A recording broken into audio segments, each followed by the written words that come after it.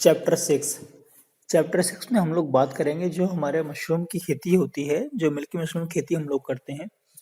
तो कई बार इसके अंदर बीमारी आने के भी चांस होते हैं।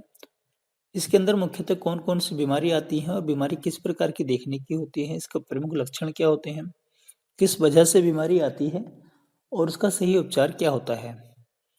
ये सभी बातें मैं आपको चैप्टर 6 के अंदर बताऊंगा।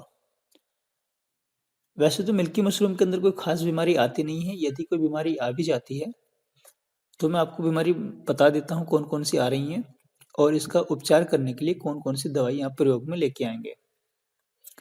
सबसे पहली बीमारी होती है ग्रीन मोल्ड। ग्रीन मोल्ड कुछ इस प्रकार से देखने में होती है, जैसा आप फोटो में देख पा रहे हैं। ग्रीन मोल्ड इस प्रकार की होती है। ग्रीन मोल्ड आपकी कंपोस्ट, स्पॉन या केसिंग तीनों में से किसी भी एक अवयव पर आ सकता है, एक कंपोनेंट पर आ सकता है। स्पॉन की वजह से भी ग्रीन मोल्ड आ सकता है, कंपोस्ट या केसिंग मिट्टी। जैसा कि मैंने आपको पहले बताया था, जब हम लोग कंपोस्ट बनाते हैं, यदि कंपोस्ट के अंदर ज़्यादा नमी होती है तब हमारी ग्रीन मोल्ड की दिक्कत आती है। तो ग्रीन मोल्ड से बचने के लिए साधारण सी सावधानी मैं आपको बता रहा हूँ। ग्रीन मोल्ड की समस्या से बचने के लिए किसान भाइयों, कंपोस्ट की क्वालिटी जैसे मैंने आपको बताया था, जरूरी होता है जांचना उसको। उसके अंदर ज़्यादा नमी ना हो। पर्याप्त नमी होने पर ही हम लोगों को उसके अंदर स्पॉन मिलाना चाहिए। यदि हमारा स्पॉन के अंदर ग्रीन मोल्ड है या हमारा स्पॉन प्रॉपर वाइट नहीं है तो ऐसे स्पॉन का प्रयोग हमको कंपोस्ट के अंदर मिलाने के लिए नहीं करना चाहिए। जब हम लोग केसिंग मिट्टी तैयार करते हैं, केसिंग मिट्टी को तैयार करने के लिए स्टेलाइज जो हम लोग केमिकल मिलाते हैं, तो उसका भी सही ढंग से हम लोगों को प्रयोग करना चाहिए। यदि हमारा कंपोस्ट और केसिंग मिट्टी सही से स्टेलाइज नहीं है तो ग्रीन मोल्ड आने के ज़्यादा चांसेस होते हैं। अब हम बात करते हैं उपचार की। ग्रीन मोल्ड समस्या का उपचार हम लोग किस प्रकार से करते हैं। 2% कार्बेंडाजिम का सॉल्यूशन बनाकर प्रभावित क्षेत्र पर इसका स्प्रे किया जाता है। ऐसा करने से ग्रीन मोल्ड की समस्या समाप्त हो जाती है। दूसरी समस्या आती है पिनहेड गलने की। तो पिनहेड को गलन से बचाने के लिए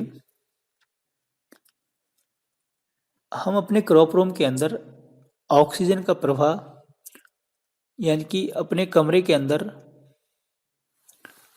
क्रॉस वेंटिलेशन की व्यवस्था करके रखते हैं, तो इस प्रकार की समस्या नहीं आती है। तो जड़ गलन की दिक्कत को बचाने के लिए तो हमको पानी का स्प्रे कम करना चाहिए, हिसाब से करना चाहिए। बरसात के सीजन की मौसम की फसल है, तो वैसे ही कमरे के अंदर ह्यूमिडिटी ज़्यादा रहती है और यदि हम लोग बार बार इसके अंदर जो है पानी का स्प्रे करते हैं तो नीचे जो है इंसेक्ट पनपने लगते हैं और जड़ गलने लगती है। तो उससे बचने के लिए हम लोगों को हिसाब से पानी का स्प्रे करना चाहिए, ज़्यादा नमी ना हो। ज़्यादा नमी होने से ही जड़ गलने की दिक्कत आती है और फिर साथ के साथ ये ग्रीन मोल्ड आने की भी समस्या रहती है।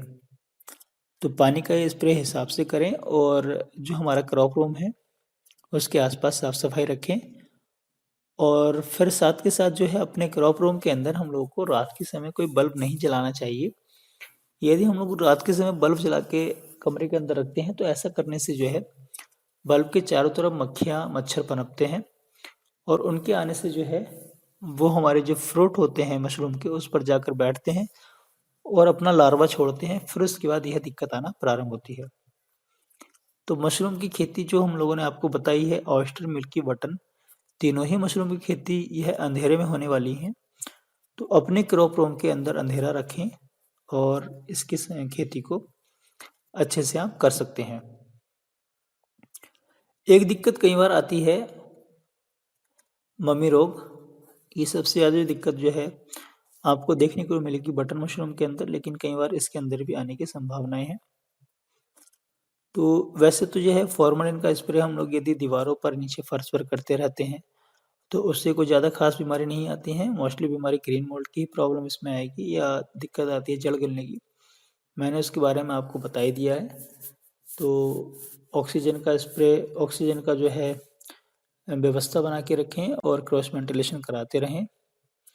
फिर आसपास साफ सफाई रखें। फॉर्मेलिन का स्प्रे क्रॉप रूम के अंदर करते रहें और ज़्यादा पानी का स्प्रे ना करें। यदि आप जो है ज़्यादा पानी का स्प्रे करते रहेंगे कंपोस्ट के ऊपर या पैकेट्स के ऊपर तो ग्रीन मोल्ड आने के चांस होते हैं। इन सभी चीज़ों को ध्यान में रखते हुए आप यदि मशरूम की खेती करते हैं तो कोई ज़्यादा खास बीमारी भी नहीं आती है और कोई ज़्यादा खास प्रॉब्लम आपको फेस करने को नहीं मिलेंगी। तो किसान भाइयों, चैप्टर 6 के अंदर इतना ही। हम बात करेंगे चैप्टर 7 की। चैप्टर 7 में हम लोग बताते हैं आपको किस प्रकार से उसकी तुड़ाई, पैकिंग व कटिंग होती है। धन्यवाद।